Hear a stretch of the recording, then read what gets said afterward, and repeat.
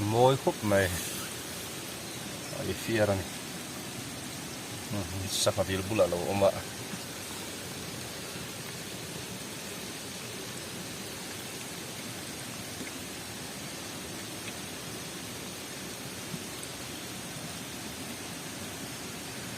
nô lâu phải chút mà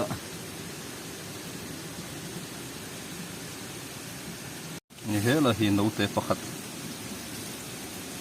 này nấu này nấu rồi mình hù lẹ rõ lấy bón phèn ha mình kêu lẹ lạ mình hù thật rất rồi rồi ăn lẹ lúc mấy bón phèn khác lên rồi lên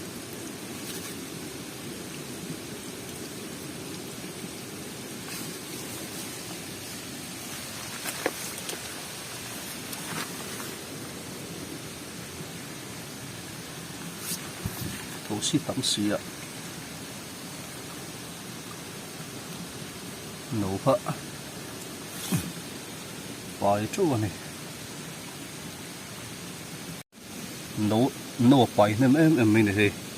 ăn một thèm ô bún phèn này thì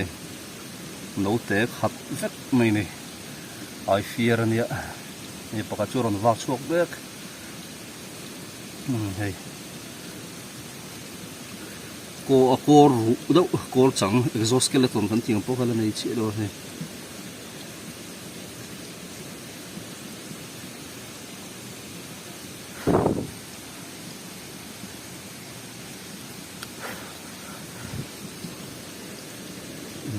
vạc chuột mới đâu thế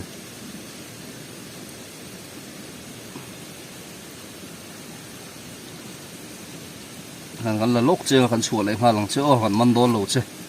nhìn nấu tê hàng hút chiang đủ mấy mấy này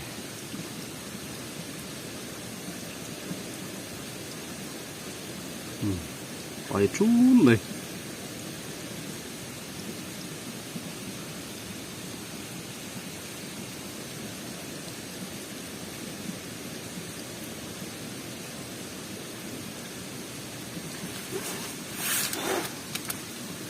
thôi xin mình sẽ vạc chuột vẽ bạc hạt chứ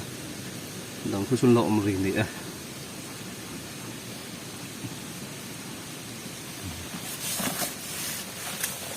thì với tội lòng chỗ đàn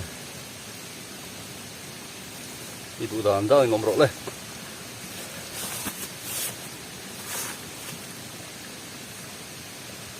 nấu lâu quay nem riêu này